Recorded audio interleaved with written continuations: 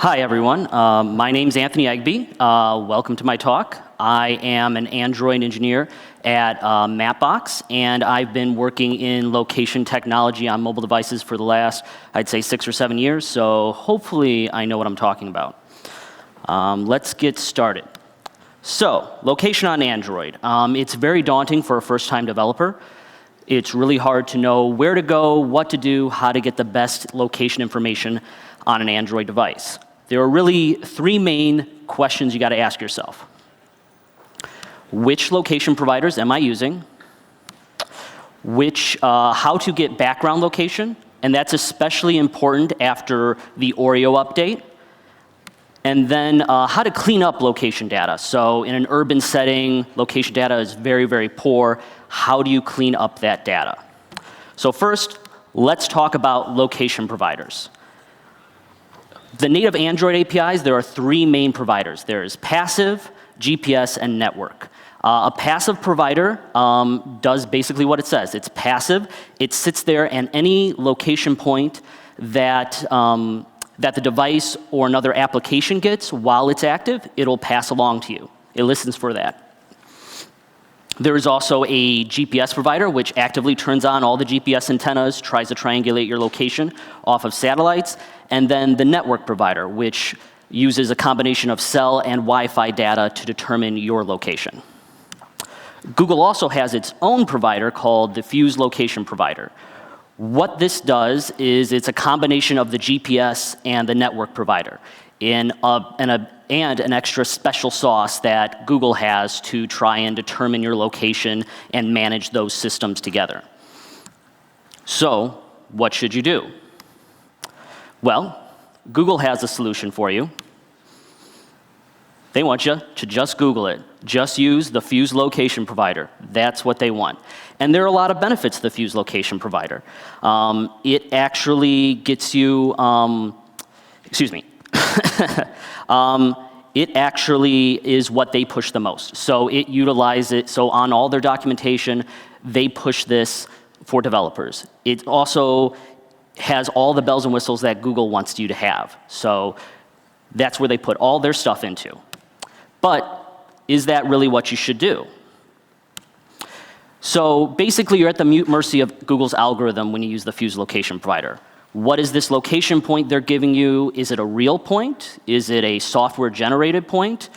Are they preferring Wi-Fi? Are they preferring GPS data? That's important to you depending on what your use case is. So if you're doing a running app, you may not want to rely on Wi-Fi data more than GPS data. These are all factors you need to think about when you're using the Fuse Location Provider. Also, it requires Google Play services. So this has a couple consequences. You have obviously a slightly larger install size. You also have you also have to rely on the Google Client setup system, which I think is inelegant and I don't like a lot. And it is not available in every country. So China, Iran, Cuba, and a few other countries do not allow Google Play services. Therefore, you can't use the Fuse Location Provider in those locations. That's going to help. You'll have to think about that when determining what you're going to do. Either you're not accessing those markets, so you're leaving 1.2 billion people off the table, or you are having to do 2 times as much work to use Android APIs as well as Google APIs. The one thing I do see that this Fuse Location Provider does really well is the last location. So it allows you to get a very quick last location update, very few lines of code. It's a great way to get that. So if that's all your needs are, then Fuse Location Provider probably will work for you. Now, onto the Android built-in APIs. In this case, all the control and responsibility is in your hands. You have to pick the provider, you have to turn them on, off, and you have to determine if you're switching between providers and what circumstances you're switching between those multiple providers. You have to save your own last location. So this is something you should probably do very securely and make very easy for yourself to grab so you can actually give your users a location update when they need it. And the main part of using Android built-in APIs is you are responsible for optimizing the system.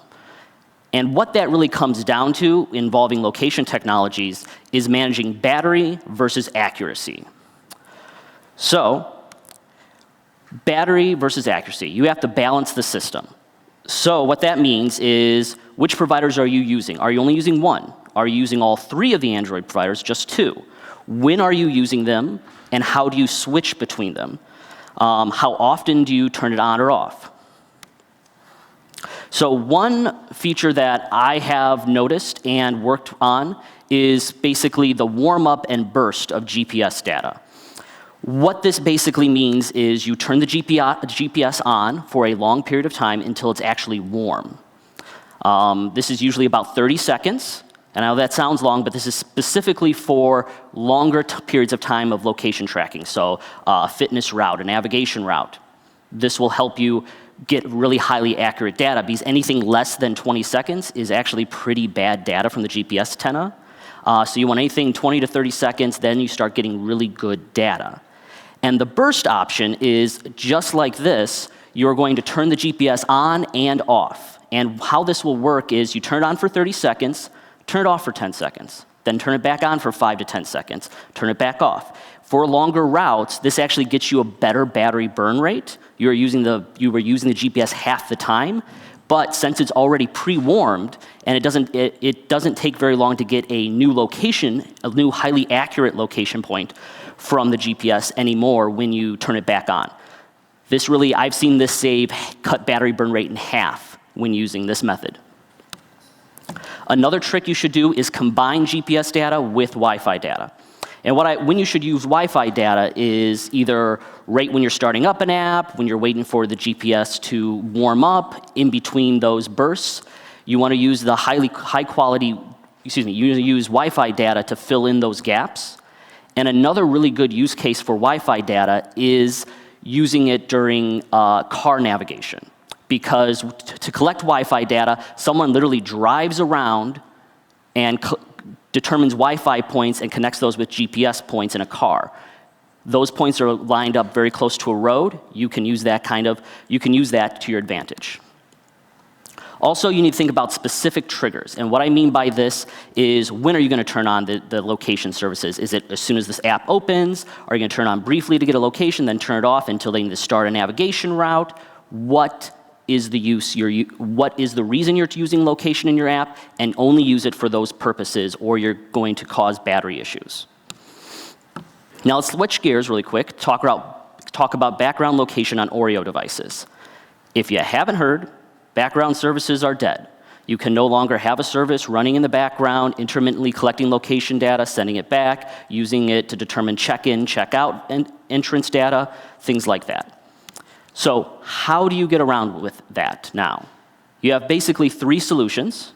One, foreground services. Now, the benefit of this works just like a background service, so there's almost nothing you need to change. The issue is, when you activate this, the user is going to get a notification saying, hey, this app's burning the battery power.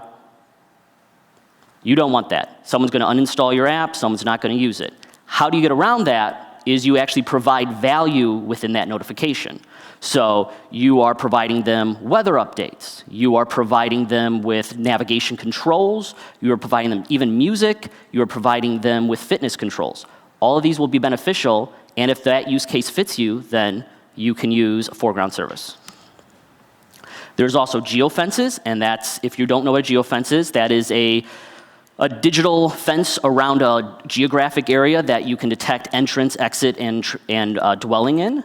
And then you also have jobs that you can schedule in the background with Oreo. So let's dig into geofences really quick. Geofences require place services. So the same limitations you experience with Fuse Location Provider are you going to experience with the native geofences that Google provides for you. So take that into consideration before you use them. How they work is they detect transitions. So they detect if you're entering a geofence, if you're exiting a geofence, and if you're dwelling in there. And dwelling is a parameter you can set, say, I want to know if this person has been here for 15 minutes. Well, you can detect that.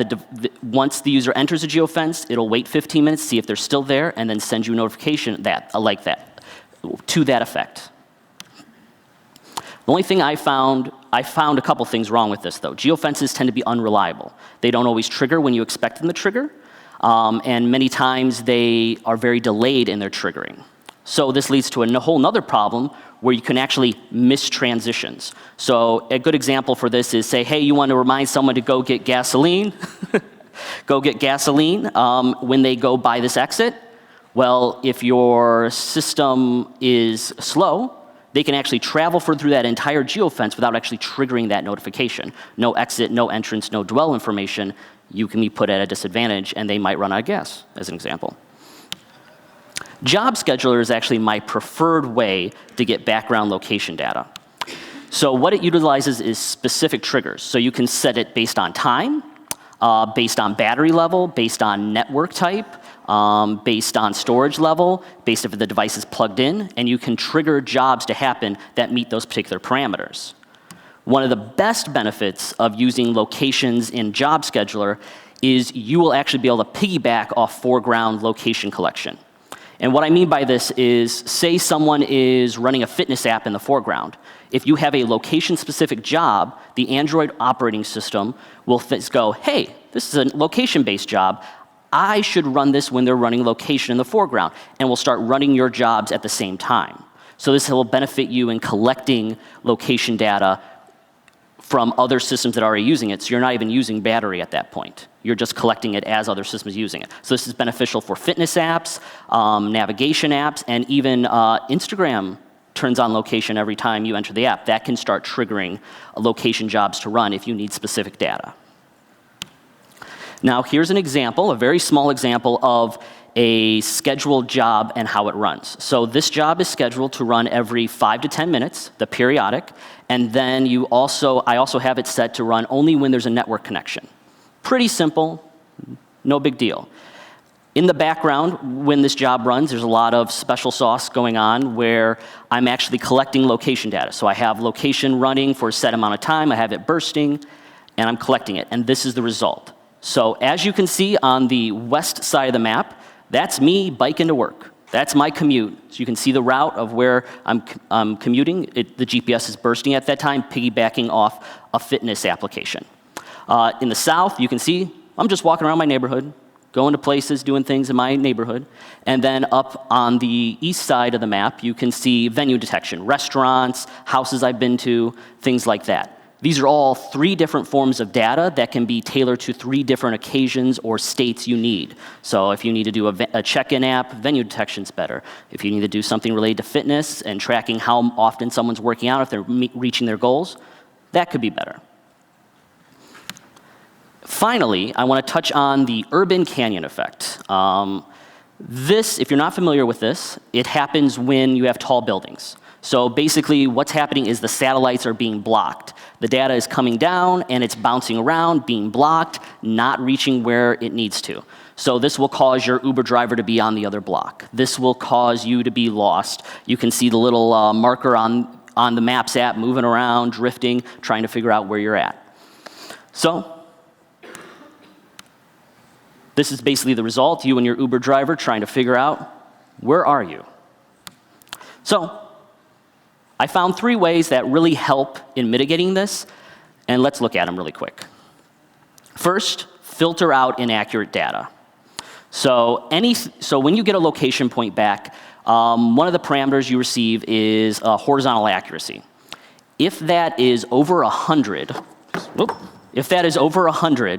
throw it out. That location point is basically worthless. It's probably coming from a cell tower or bouncing off a building 2 blocks away. You don't want that point. Anything over 50 is not great, and basically you're looking something around 30 or below. That's a good solid location point that's very usable, and I recommend using that. Another property is using geodetic to Cartesian conversion. Big words, but basically what that is taking a globe view, lat-long coordinates, and putting them down to an XYZ map coordinate system. And what this allows you to do is manipulate location data. So you can move points left, right, adjust them so things are on the same X plane, Y plane, Z plane. This all has a lot of benefits, but it's also a very, very advanced technique that I couldn't go into in this beginner talk, but but if you have any questions afterwards, I'll be happy to talk about it.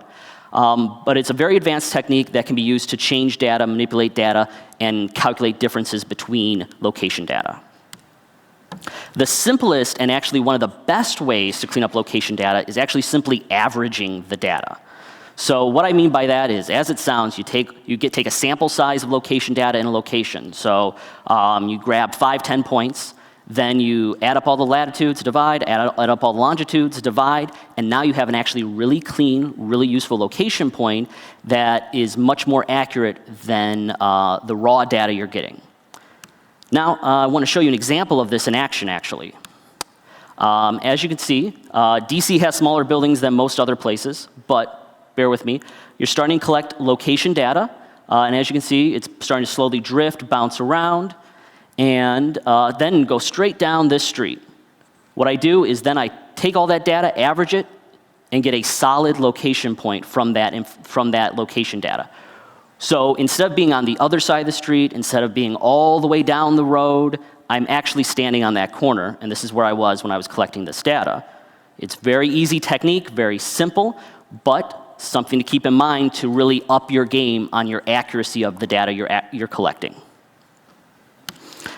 All right, well, that's it for me. Thanks for listening. I'm glad to come, and if anyone has any questions afterwards, I'll be happy to meet up and talk.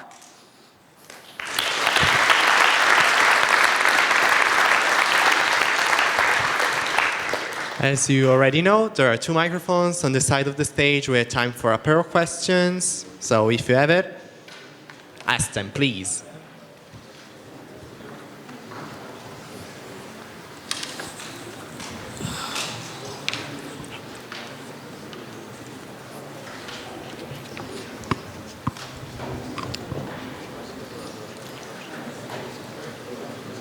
There are just too many people down there. Thank you. Great talk. Thank you very much. We are currently using your Mapbox SDK in our project, and I was wondering what kind of location providers do you provide in your SDK? What are they based on? Yeah, so we have what we call location engines in the Mapbox SDK, which are basically enhancing the native APIs. We don't do anything fancy like I've spoke with here, but what we do provide is we use Google's Fuse location provider, and then also a mixture of the Android APIs to provide that solid location data. One last question, then if you have other questions, I think Anthony will be pleased to answer it. Yeah, absolutely. I'm happy to meet up afterwards. You will have a problem with that. Okay, last question. So for missing GPS locations, yes. Do your SDK interpolate? Our SDK currently doesn't. It's something I'm looking into separately since I joined the company. Yes, you can do interpolation. I highly recommend doing that. It's, again, another advanced feature I did not talk about. But if anyone's familiar, interpolation is basically assuming the point based on past data or future expectations of data of where someone's at or where they're going to be. Use this a lot for correcting addresses, things like that before, so yeah.